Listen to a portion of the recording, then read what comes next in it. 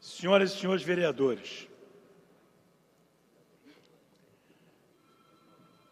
eu venho já há muito tempo chamando a atenção para a diferença entre uma gestão pública de governo e uma gestão privada de governo. Ou seja, o que é um governo público é aquele que a lógica pública orienta e inspira as decisões do governo. E aquilo que é um governo privado, onde a lógica privada é que inspira as decisões do governo. Ontem mesmo eu lia um artigo do diretor do IPESP da UERJ, onde ele tratava desse assunto, que a apropriação da cidade, dos serviços públicos, é feita através da lógica privada. Um exemplo, claro, as empresas de ônibus, outro exemplo, o mercado imobiliário. E agora nós temos essa situação que é triste e única na cidade do Rio de Janeiro, que é a privatização da educação pública. Por isso, os espaços que meu partido tem na televisão para colocar as suas ideias e as suas propostas têm sido usados todo esse ano para fazer a distinção entre o que é um governo público e um governo privado. Agora mesmo, no dia 15, nós tivemos a oportunidade de colocar 10 dessas inserções na televisão e mostrar essa diferença. Eu agrupei elas em pouco mais de 3 minutos e vou apresentar agora essa inserção do meu partido, diferenciando governo público e governo privado. Por favor. Governos públicos e governos privados. Veja a diferença entre eles. No público, é o povo que guia os meios e os fins. Nos servidores concursados, responsabilidade e sensibilidade para todos. Os privados buscam os objetivos com meios privados para poucos. Nesses, os desvios, as irregularidades e a corrupção são inevitáveis. Isso vai mudar. Governo Público. Compromisso do Democratas.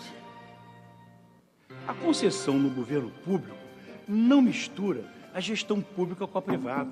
Misturar a função pública com os interesses privados é estimular a promiscuidade. Veja essas ONGs privadas na saúde. Perde-se o foco do interesse público, na experiência dos servidores concursados e na capacidade de coordenação. Engessa-se a saúde pública. Isso vai mudar. Governo Público. Compromisso do Democratas. No governo público, a educação tem que ser pública de verdade. Para isso, o professor concursado é a base de tudo. Só ele pode, numa sala de aula, conciliar o ensino e o social. Mas quando transforma o professor numa marionete de empresas, institutos, fundações, ONGs e seus kits, prevalece a privatização da educação, que deixa de ser pública. Isso vai mudar. Governo Público. Compromisso do Democratas. Cultura é o campo maior. O conhecimento, a educação, as artes, história, a mídia, os costumes, as relações sociais, o esporte, o entretenimento e até os shows. É assim no governo público, de interesse público, feito para todos. Mas no governo privado é diferente. Só interessa os shows. Poucas pessoas conseguem grandes lucros. Isso vai mudar. Governo Público. Compromisso do Democratas. No governo público, prevalece o interesse público. As cidades servem às famílias, a seu bem-estar, a qualidade de vida. Mas quando os governos são privados, nas cidades prevalecem os interesses privados. É diferente. Eles só pensam em lucro, especulação imobiliária. Vão construindo espigões e espigões que se lixam os serviços públicos, os engarrafamentos e as pessoas. Isso vai mudar. Governo Público. Compromisso do Democratas. Governos públicos e governos privados. Veja a diferença entre eles. No público, é o povo que guia os meios e os fins. Nos servidores concursados, responsabilidade e sensibilidade para todos. Os privados buscam os objetivos com meios privados para poucos. Nesses, os desvios, as irregularidades e a corrupção são inevitáveis. Isso vai mudar. Governo Público. Compromisso do Democratas. Mas, como eu dizia, essa semana eu fiz 2 textos. Li a metade do primeiro texto, que tratava da educação pública. Continuo agora com saúde pública. Da mesma forma, a saúde pública, matriz dos mais importantes profissionais de medicina no Brasil, destaques em todo o mundo, 3 redes foram se agregando: a da Prefeitura, criada por Pedro Ernesto, e coluna vertebral da atual, do sistema previdenciário getuliano e a rede federal. O crescimento exponencial do setor privado, e com ele um mercado de trabalho binário, o desenvolvimento de tecnologia e, com esta, a socialização da informação, foram criando desafios e crises. A Constituição de 1988, na qual participei, estabeleceu o SUS como cláusula pétrea, com isso afirmando a centralidade da saúde pública, reforçada pelo perfil social do nosso povo. A explicação desses problemas veio através do facilitário da incapacidade de gestão do setor público. Desculpa encontrada para privatizar a saúde pública. Crises eventuais ajudaram, comigo também, mas a defesa da dimensão pública da saúde, efetivamente pública, pelos profissionais concursados, se fez presente. Não confundiram desafios e crises com caminhos perto da privatização da saúde pública para o deleite dos fornecedores de medicamentos, serviços, equipamentos, materiais e, finalmente, até pessoal. Na Prefeitura do Rio, a partir de 2009, começa a ruptura desse processo com a aprovação da lei das OSs, organizações privadas com o nome de disfarce de OCIPs, da lavra funesta do ministro Besser Pereira e de sua secretária executiva, atual secretária de Educação da Prefeitura do Rio.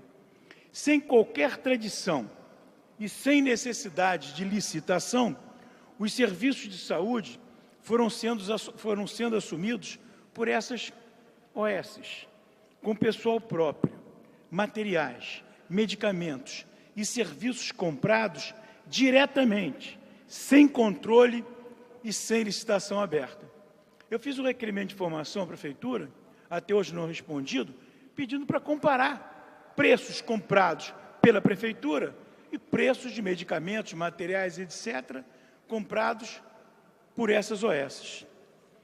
Entre 2010, quando se espalham, e o final de 2013, serão 3 bilhões, B de bola, de reais gastos com essas OSs. Em 2013, esse ano, os custos com essas OSs equivalerão a toda a receita do IPTU.